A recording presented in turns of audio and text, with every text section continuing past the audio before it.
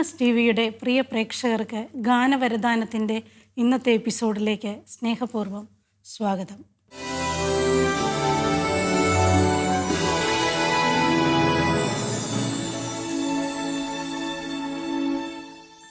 ആത്മീയതയുടെ ലഹരിയും വിശ്വാസത്തിൻ്റെ സൗരഭ്യവും കലയുടെ സൗന്ദര്യവും നിറഞ്ഞു നിൽക്കുന്ന നിരവധി ഗാനങ്ങൾ നമുക്ക് സമ്മാനിച്ചു കൊണ്ടിരിക്കുന്ന മൈക്കിൾ പനച്ചിക്കൽ അച്ഛനെ ഗാനവരദാനത്തിൻ്റെ ഈ എപ്പിസോഡിലേക്ക് സ്നേഹപൂർവ്വം സ്വാഗതം ചെയ്യുന്നു.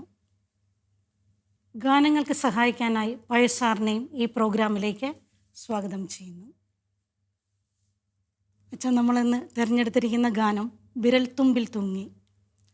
ഈ പാട്ടിനെക്കുറിച്ച് ചിന്തിക്കുമ്പോൾ ഒരു ദൃശ്യാവിഷ്കരണം ആവശ്യമില്ലാത്ത വിധം എൻ്റെ വരികൾ കൊണ്ട് വാക്കുകൾ കൊണ്ട് ഒരു നല്ല ചിത്രം നമുക്ക് കാണാൻ പറ്റുന്ന ഒരു ഗാനം. അത് പ്രത്യേകിച്ച് അച്ഛൻ്റെ ശൈശവകാലം കൂടിയാണെന്ന് അറിയുമ്പോൾ അതിനേക്കാൾ സന്തോഷം. അപ്പം അച്ഛൻ ഒത്തിരി പറയാൻ കാണുമല്ലോ. ഒരമ്മയെന്ന നിലയിൽ ആ പാട്ട് കേട്ടപ്പോഴും അതിൻ്റെ വരികൾ കണ്ടപ്പോഴും എനിക്കും നമ്മളുടെ കുഞ്ഞുങ്ങളെ വളർത്തിയ കാലം ഓർമ്മ വന്നു. അച്ഛൻ അന്ന് അച്ഛൻ്റെ ഓർമ്മയിൽ നിറഞ്ഞു നിൽക്കുന്ന കാര്യങ്ങളൊന്ന് വിശദീകരിക്കാമോ? ഏതാണ്ട് 3 വയസ്സോളം പ്രായമുള്ളപ്പോൾ നടന്നൊരു സംഭവമാണ്. ഞാൻ ഈ കഴിഞ്ഞ ആഴ്ചയിലൊരു ദിവസം ഈ സംഭവം നടന്ന പള്ളിയിൽ അതിൻ്റെ പരിസരത്തൂടെ നടക്കുമായിരുന്നു. അപ്പോൾ വീണ്ടും ഈ സംഭവങ്ങൾ എൻ്റെ ഓർമ്മയിൽ വരികയുണ്ടായി. അമ്മയുടെ കൈവിരൽ തുമ്പിൽ പിടിച്ച്, അല്ലെങ്കിൽ അമ്മ എൻ്റെ കൈവിരൽ തുമ്പിൽ പിടിച്ച് പള്ളിയിലേക്ക് നടന്നു പോകുന്നു. ഇടയ്ക്ക് എടുക്കുന്നു, കുറേ നേരം കഴിയുമ്പോൾ വീണ്ടും നിലത്ത് നടക്കാൻ അനുവദിക്കുന്നു. ചിലപ്പോൾ കൈവിരൽ തുമ്പ് പിടിച്ച് ഓടിപ്പോകുന്നു. അങ്ങനെ ഓടിപ്പോകുമ്പോൾ ചിലപ്പോൾ അശ്രദ്ധമായിട്ട് തട്ടി വീഴുന്നു. ഇങ്ങനെയൊക്കെയുള്ള അനുഭവങ്ങൾ പലതുണ്ട്. എൻ്റെ ഓർമ്മയിലുണ്ടത്. പ്രത്യേകിച്ച് ഒരു സംഭവം എൻ്റെ ഓർമ്മയിലുണ്ട്. ആ സംഭവത്തെ അതിജീവിച്ചാണ് ഈ ഗാനം രചിക്കപ്പെട്ടത്. അന്ന് ഞങ്ങൾ മുട്ടം എന്ന സ്ഥലത്ത് താമസിക്കായിരുന്നു. ചാച്ചനും അമ്മയും മക്കളായ ഞങ്ങൾ 4 പേരാണെന്ന് മക്കളുണ്ടായിരുന്നു. പിന്നീട് ഞങ്ങൾ 10 മക്കളായിട്ട് ഞങ്ങളുടെ കുടുംബം വികസിച്ചു. അന്ന് ഇളയ മകനായിട്ട് 4 പേരിൽ ഇളയവനായിട്ട് ഞാനുണ്ട്. അപ്പോൾ ആ കാലത്തെ അനുഭവമാണ് ഈ പറയുന്നത്. എല്ലാവരുടെയും അനുഭവത്തിലുണ്ടല്ലോ അമ്മമാർ ചേർത്ത് പിടിക്കുന്നതും നെറ്റിയിൽ കുരിശ് വരപ്പിക്കുന്നതൊക്കെ. കുഞ്ഞിളം കൈവിരൽ വാങ്ങിയൻ നെറ്റിയിൽ കുരിശ് വരപ്പിച്ചു തന്നു. ഒരമ്മ എന്നുള്ള നിലയിൽ ബിന്ദുവിന് അനുഭവം തീർച്ചയായിട്ടും അമ്മയുടെ അടുത്ത് നിന്ന് കുരിശ് വരച്ച അനുഭവവും ഞങ്ങളെ വരപ്പിച്ച അനുഭവം ഒക്കെ ഉണ്ടല്ലോ. അപ്പോൾ ആ മുട്ടം പള്ളി, ശിവഗിരി പള്ളി എന്നാണ് അത് അറിയപ്പെടുന്നത്, ഇപ്പോഴത്തെ പേര്. അവിടെ ഒരു ഫംഗ്ഷന് വേണ്ടി ഞാൻ പോയപ്പോൾ ആ കാലത്ത് ഞങ്ങളവിടെ കുടുംബമായിട്ട് ചാച്ചനും അമ്മയും മക്കളുമായിട്ട് താമസിച്ച കാലത്ത് ഇളയ മകനായ ഞാൻ ഇങ്ങനെ അമ്മയോടൊപ്പം പള്ളിയിൽ പോകുന്ന സമയത്ത് ഉണ്ടായ ഒരു കാര്യമാണ് ഇതിനകത്ത് വിവരിച്ചിരിക്കുന്നത്. അത് എൻ്റെ ഒരു അനുഭവം എന്നുള്ളതിനേക്കാൾ ഇത് കേൾക്കുന്നവർക്കൊക്കെ അവരുടേതായ അനുഭവങ്ങൾ ഇതിനോട് ചേർത്ത് വെക്കാനുണ്ടാവുമല്ലോ. ഞാനിന്ന് ഓർക്കുന്നു, അന്ന് മുട്ടംപള്ളി, ഈ ശിവഗിരി പള്ളി എന്ന് പറയുന്ന ആ പള്ളിയുടെ അന്നത്തെ അവസ്ഥയൊക്കെ ഓർക്കുന്നുണ്ട്. ഒരു ക്രിസ്മസ് ദിവസമായിരുന്നു.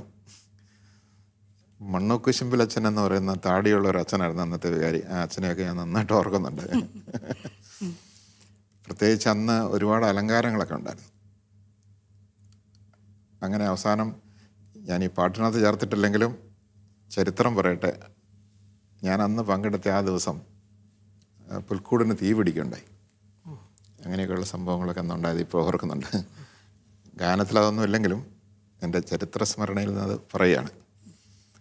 മുട്ടംകാരാരെങ്കിലും ഓർക്കുന്നെങ്കിൽ അവർ ഓർക്കട്ടെ. അപ്പോൾ അതാണ് ഇതിൻ്റെ പശ്ചാത്തലം എന്ന് പറയുന്നത്. നമുക്കിതിൻ്റെ പല്ലവി എന്ന് കേൾക്കാം.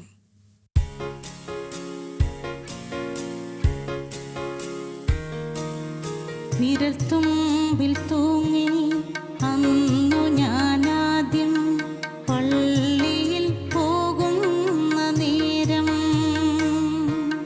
വിരൽത്തുമ്പിൽ തൂങ്ങി അന്നു ഞാനാദ്യം പള്ളിയിൽ പോകുന്ന നേരം,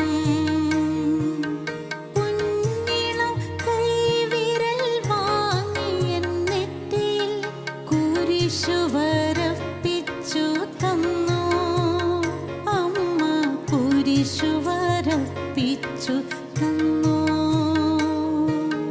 കുഞ്ഞിളം കൈവിരൽ വാങ്ങി എൻ നെറ്റിയിൽ കുരിശു വരപ്പിച്ചു തന്നു. അമ്മ കുരിശു വരപ്പിച്ചു തന്നു. വിരൽ തുമ്പിൽ തൂങ്ങി അന്നു ഞാനാദ്യം പള്ളിയിൽ പോകുന്ന നേരം. പല്ലവിയിൽ ഒരു അമ്മയെ പറ്റിച്ചേർന്ന് വളരുന്ന കുഞ്ഞിന് അമ്മയിൽ നിന്ന് കിട്ടുന്നതെല്ലാം അമൂല്യമാണ്. അപ്പോൾ ആ സമയത്തെ ആ അമ്മയോട് ചേർന്ന് നിന്ന് വളരുമ്പോൾ നമ്മൾക്ക് ദൈവത്തിൻ്റെ ഒരു കരുതലും എല്ലാം ഇതിനകത്ത് കാണുന്നുണ്ടല്ലോ. അപ്പോൾ അച്ഛൻ്റെ ഒരു ജീവിതകാലത്ത് അമ്മയിൽ നിന്നും കിട്ടിയതൊക്കെ, അല്ലെങ്കിൽ അച്ഛൻ്റെ വിശ്വാസ വളർച്ച അത് പിന്നീട് എപ്രകാരം അതൊക്കെ സ്വാധീനിച്ചിട്ടുണ്ടെന്നും ഒന്ന് പറയാമോ? വിശ്വാസം എന്ന് പറയുന്നത് സമ്പർക്കത്തിലൂടെ നമുക്ക് പകർന്നു കിട്ടുന്നതാണ്. അത് അമ്മയുടെ ഉദരത്തിൽ കിടക്കുന്ന കാലം മുതലേ ഇത് അമ്മയിൽ നിന്ന് നമ്മളിലേക്ക് വരുന്നുണ്ട്. അതുകൊണ്ടാണ് ജനിച്ചു വീഴുന്ന ഉടനെ തന്നെ ഒരു കുട്ടിക്ക് അല്ലെങ്കിൽ ഒരു കുഞ്ഞിന് നമ്മൾ മാമോദിസ കൊടുക്കുന്നതിന് കാരണം അതാ, അമ്മയിൽ നിന്ന് കിട്ടിയിട്ടുണ്ട്. ജനിപ്പിച്ച പിതാവിൻ്റെ വിശ്വാസവും കുഞ്ഞിനുണ്ട്. പിന്നെ ആ വിശ്വാസം കുഞ്ഞ് വളരുന്നതിനനുസരിച്ച് വളർന്നു വരുന്നു എന്നേ ഉള്ളൂ. അപ്പം അതുപോലെ തന്നെയാണ് ഓർമ്മ വെക്കുന്ന കാലത്തൊക്കെ നമുക്ക് കിട്ടുന്ന ഈ സമ്പർക്കത്തിലൂടെ കിട്ടുന്ന വിശ്വാസത്തിൻ്റെ ഫലം. ഒരു ഉദാഹരണം പറഞ്ഞാൽ, വിശുദ്ധ കുർബാന എഴുന്നള്ളിച്ച് വെച്ചിരിക്കുന്നു. അമ്മ ഭക്തിപൂർവ്വം കൈകൂപ്പി ഇങ്ങനെ സ്നേഹത്തോടെ നോക്കിയിരിക്കുന്നത് കാണുമ്പോൾ അറിയാതെ എവിടെ ഈശോ ഉണ്ടെന്ന് നമുക്ക് അങ്ങോട്ട് വിശ്വാസം വരുന്നു. അതെ. അപ്പം അങ്ങനെ അമ്മയുടെ ഓരോ പ്രവർത്തനവും നമ്മളിങ്ങനെ നോക്കി അതിലൂടെ നമ്മളും ആ അനുഭവത്തിലേക്ക് വളർന്നു കയറുകയാണല്ലോ ചെയ്യുന്നത്. അതുപോലെ അപ്പൻ, ഞാൻ ചാച്ചനെന്നാണ് വിളിച്ചത്. പക്ഷെ ചാച്ചനൊക്കെ ഒരു 3 വയസ്സൊക്കെ കഴിഞ്ഞ് അടുത്ത കുഞ്ഞുണ്ടായി കഴിയുമ്പോഴേ മുകളിലെ കുഞ്ഞിനെ ശ്രദ്ധിക്കുള്ളൂ. അതുവരെയൊക്കെ അമ്മ ശ്രദ്ധിക്കുന്ന പോലെ ശ്രദ്ധിക്കില്ല. കാരണം അന്ന് അമ്മയുടെ കസ്റ്റഡിയിലാണല്ലോ നമ്മൾ. അപ്പോൾ എൻ്റെ ഇളയ കുഞ്ഞൊക്കെ ഉണ്ടായി കഴിയുമ്പോഴത്തേക്കും 3 വയസ്സൊക്കെ കഴിയുമ്പോഴത്തേക്കും നമ്മൾ ചാച്ചൻ്റെ കസ്റ്റഡിയിലാകുന്നത്. അതുകൊണ്ടായിരിക്കും അച്ഛനെ കുറിച്ച് ഇതിനകത്ത് ഞാൻ പറയാൻ കാരണം പലരും എന്നോട് ചോദിച്ചു ഈ പാട്ടിനകത്ത് ചാച്ചനെ കുറിച്ചൊന്നും പറഞ്ഞിട്ടില്ല. എനിക്കും തോന്നി. അപ്പം അന്നൊക്കെ ഒന്നിച്ച് പള്ളിയിൽ പോകുന്ന രീതിയൊന്നും ഇല്ല. അമ്മമാർ അങ്ങനെ അവരുടെ വഴിയെ പോവും, അപ്പന്മാർ മൂത്ത പിള്ളേരെ കൊണ്ട് അവരുടെ വഴിയെ പോവും. അപ്പോൾ ആ രീതിയിൽ ഉള്ള കാലമായിരുന്നത്. അതുകൊണ്ട് ചാച്ചനെക്കുറിച്ച് ഒരുപാട് ഓർമ്മകളുണ്ട്. പക്ഷേ ഈ പാട്ടിനകത്ത് വരാൻ മാത്രം ആ കാലത്തില്ല, കൊച്ചുകാലത്ത്.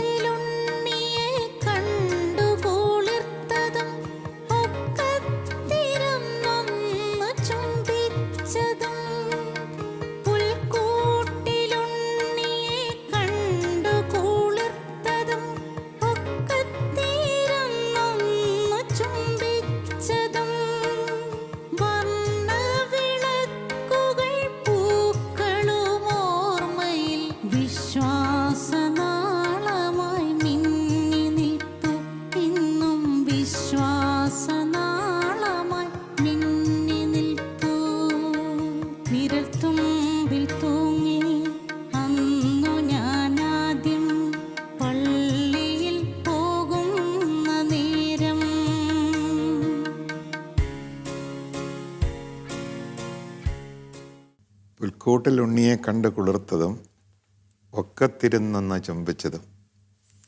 അത് സാധാരണ കാണുന്ന ഒരു ദൃശ്യമാണ്. ഈ പുൽക്കൂട്ടിലേക്ക് കുഞ്ഞുങ്ങളെ ഒക്കത്ത് വെച്ചുകൊണ്ട് അമ്മമാർ വരുന്നു. അങ്ങനെ ഒക്കത്തിരുന്ന് നാഞ്ഞ് കുഞ്ഞുങ്ങൾ ഉണ്ണീശോയെ ചുംബിക്കുന്നു. ആ ഒരു സംഭവം ഇപ്പോഴും ഞാൻ ശ്രദ്ധിക്കാറുണ്ട്. ഉണ്ണീശോയെ ചുംബിക്കാനായിട്ട് കുഞ്ഞുങ്ങളെ കൊണ്ടിരുന്നു അവരതൊക്കെ ചെയ്യുന്നത്. അപ്പോൾ എൻ്റെ കൊച്ചുകാലത്തെ പൈതൽ പ്രായത്തിലെ ഓർമ്മയിൽ അതിപ്പോഴും ഉണ്ട്. അപ്പം ഇങ്ങനെ ആ ഒരു സംഭവം. പിന്നെ അവിടുത്തെ അലങ്കാരങ്ങളെക്കുറിച്ചാണ് അവിടെ വർണ്ണിച്ചിരിക്കുന്നത്. വർണ്ണവിളക്കുകൾ, അതുപോലെ തന്നെ പൂക്കൾ, അൾത്താരയിലെ അലങ്കാരങ്ങൾ, വർണ്ണക്കടലാസുകൾ, ഇതെല്ലാം വാസ്തവത്തിൽ കുഞ്ഞുങ്ങൾക്ക് വലിയ അനുഭവമാണ് തരുന്നത്. അവരൊക്കെ ഇത് കാണുമ്പോൾ എന്തോ ദിവ്യമായ പവിത്രമായ ഒന്നിവിടെ ഉണ്ട്. അവരുടെ മനസ്സിൽ വലിയ ചില സങ്കല്പങ്ങൾ ഇതിലൂടെ ഉണ്ടാകുന്നുണ്ട്. അപ്പം വിശ്വാസം എങ്ങനെയൊക്കെയാണ് വളരുന്നത് എന്ന് ചോദിച്ചാൽ, അപ്പം വിശുദ്ധ കുർബാന ഇരിക്കുന്നു, എഴുന്നള്ളിച്ച് വെച്ച വിശുദ്ധ കുർബാനയുടെ രണ്ട് വശത്തും തിരികൾ കത്തിച്ച് വെച്ചിരിക്കുന്നു, പൂക്കൾ വെച്ചിരിക്കുന്നു. വിശുദ്ധ കുർബാനയുടെ ചില പ്രദക്ഷിണ സമയത്തൊക്കെ പൂക്കൾ മാരി വിതറിക്കൊണ്ട് കുട്ടികളിങ്ങനെ പോകുന്നു. ഇതെല്ലാം കുട്ടിക്കാലത്തെന്ന് പറഞ്ഞാൽ അപാരമായ ഒരു വിശ്വാസത്തിൻ്റെ വളർച്ചയ്ക്ക് കാരണമാണ്. ചിലരൊക്കെ പറയുന്നതൊക്കെ എന്തിനാ ഇതൊക്കെ, പക്ഷെ ഇതാവശ്യമുണ്ട്. നമുക്ക് ആവിഷ്കാരം ആവശ്യമുണ്ടേ. ബാഹ്യമായ രീതിയിൽ ഓരോന്നും ആഘോഷങ്ങളും ആവിഷ്കാരങ്ങളും ആവശ്യമുണ്ട്. അപ്പോൾ അതുകൊണ്ട് വർണ്ണവിളക്കുകളും പൂക്കളും തോരണങ്ങളും വർണ്ണക്കടലാസുകളും എല്ലാം പ്രത്യേകിച്ച് കൊച്ചുമക്കളുടെ മനസ്സിൽ വിശ്വാസത്തെ ഊതി കത്തിക്കുന്നുണ്ട്, അല്ലെങ്കിൽ അതിനെ വളർത്തിയെടുക്കുന്നുണ്ട്.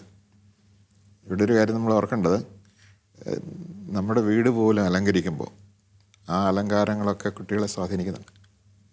നല്ല അലങ്കാരങ്ങൾ, ഇപ്പം രൂപങ്ങൾ വെക്കുന്നു അല്ലേ, ചിത്രങ്ങളാണെങ്കിലും കൊത്തുരൂപങ്ങളാണെങ്കിലും അതൊക്കെ അലങ്കരിച്ചൊക്കെ വെക്കുമ്പോൾ ആ കുട്ടികളുടെ മനസ്സിൽ വലിയ ചിന്ത ഉണർത്തുന്നുണ്ട്.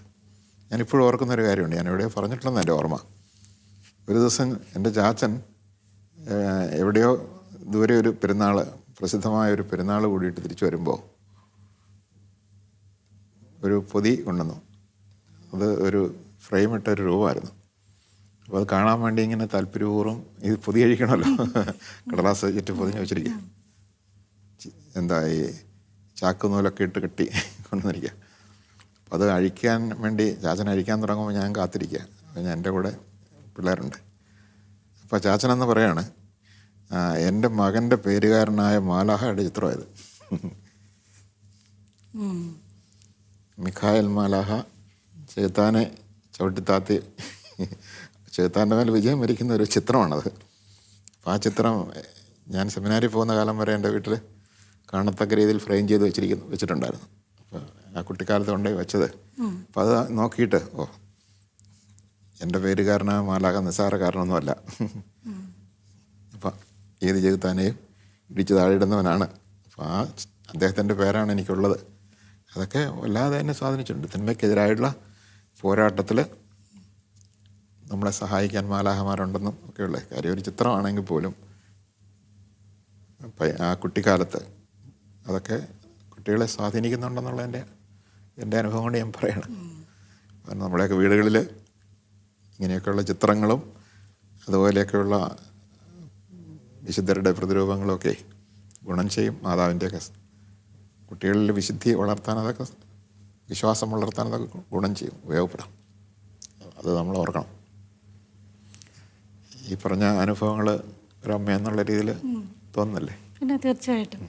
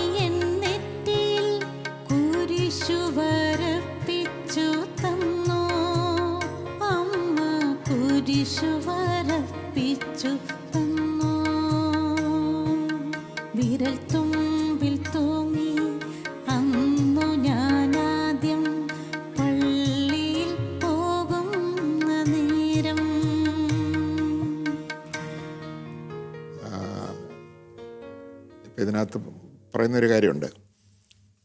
പുല്ലോലത്തൊമ്പിലെ വെള്ളം തെറിപ്പിച്ച് ചാഞ്ചാടി മുന്നോട്ട് പോകുമ്പോൾ, അപ്പോൾ അമ്മയുടെ കൈവിരലൊക്കെ വിട്ട് തന്നെ ഒരു സ്വാതന്ത്ര്യത്തോടെയുള്ള ഒരു പോക്കാണത്. അപ്പോൾ പുറകോട്ട് തിരിഞ്ഞ് നോക്കും, അമ്മ എവിടെയാണ് നിൽക്കുന്നത്. അപ്പം അമ്മയുടെ ശ്രദ്ധയിലും കുഞ്ഞുണ്ട്.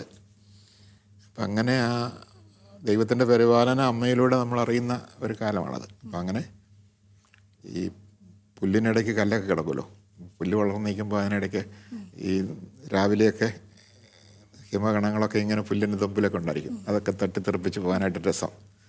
അതുപോലെ തന്നെ അച്ഛൻ്റെ പല പാട്ടിലും ഉണ്ട് ഈ പുല്ലോല തുമ്പിൽ, പുല്ലോല മെത്തയിൽ. അപ്പം അച്ഛൻ്റെ ഇഷ്ടമുള്ളൊരു പ്രയോഗമാണ്.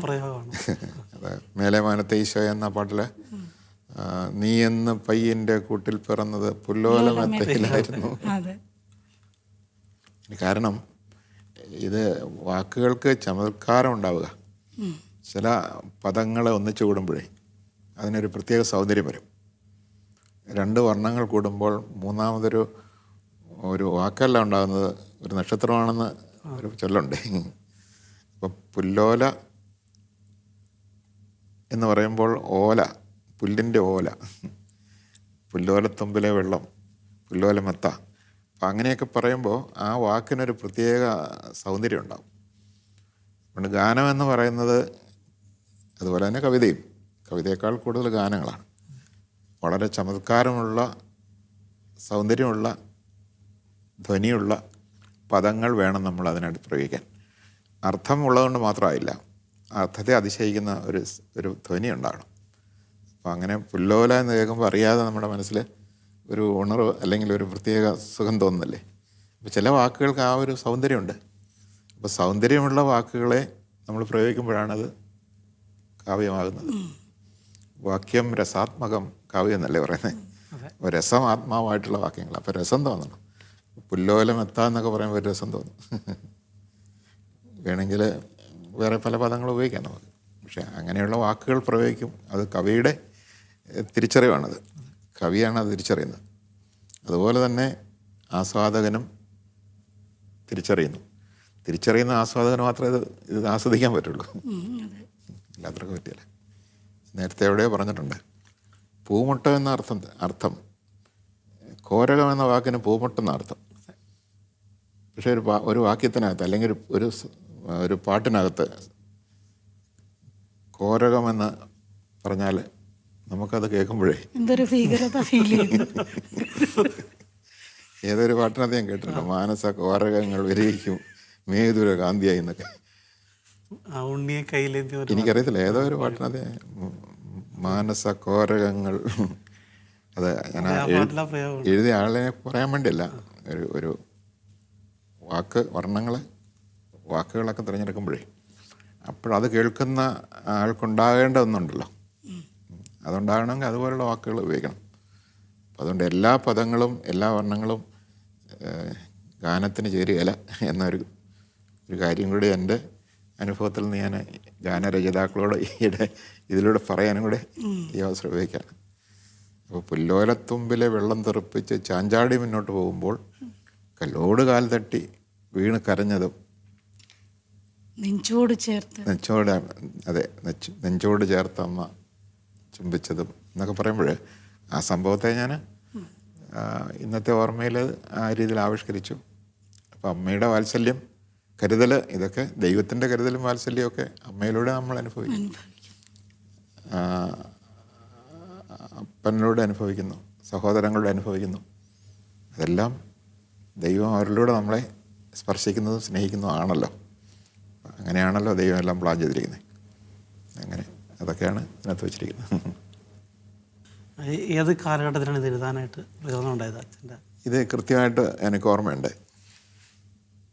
2001 ഈ ഗാനം രചിക്കുന്നത്. അന്ന് ആ 2001 എൻ്റെ ഗാനരചനയുടെ 25ാമത്തെ വർഷമായിരുന്നു. അപ്പോൾ അതൊരു സിൽവർ ജൂബിലി ആയിരുന്നു. അപ്പോൾ അതുകൊണ്ട് അന്ന് രജത കീർത്തന എന്ന പേരിൽ ഒരു ആൽബം പ്രൊഡ്യൂസ് ചെയ്തു. ഞാനല്ല പ്രൊഡ്യൂസ് ചെയ്തത്, എൻ്റെ അനുജനാണ് പ്രൊഡ്യൂസ് ചെയ്തത്, എന്നോടുള്ള സ്നേഹത്തിൻ്റെ പേരിൽ. സംഗീതം പറഞ്ഞിരിക്കുന്നത് വിൻസെൻ്റ് തലക്കോട്ടൂർ ആണ് ഇതിൻ്റെ സംഗീതം പറഞ്ഞിരിക്കുന്നത്. ഇതിൻ്റെ കൂടെ വേറെയും കുറേ പാട്ടുകളുണ്ടായിരുന്നു. അപ്പോൾ എനിക്ക് ഈ പാട്ട് ഒത്തിരി ഇഷ്ടമാണ്. കാരണം എന്ന് വെച്ചാൽ അത്രമാത്രം എൻ്റെ ജീവിതത്തെ ഇല്ല, നല്ല ഇതിനകത്ത് നല്ല മെലഡി വരച്ചു വെച്ചിട്ടുണ്ട്. ഭംഗിയായിട്ട് ചെയ്തിട്ടുണ്ട്. ആ